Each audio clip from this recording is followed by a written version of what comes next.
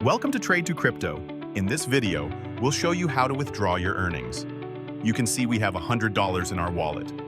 If you don't know how to transfer your earnings to your wallet, check out our previous video on the Trade2Crypto YouTube channel.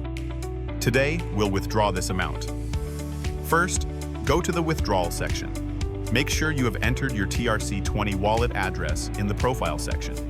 Trade2Crypto processes withdrawals every Saturday and Sunday from 2 p.m. to 6 p.m. UK time. Enter the amount you want to withdraw. A 10% withdrawal fee will be deducted. Below, you can see the final amount you will receive.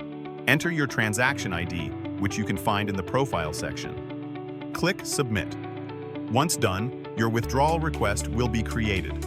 Your payment will be processed within 24 hours, and you'll receive your earnings in your wallet.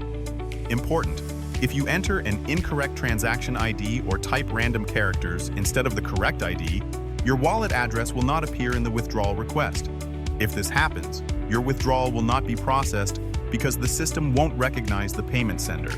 So, enter the details carefully. Thanks for watching. Subscribe to Trade2Crypto for the latest updates.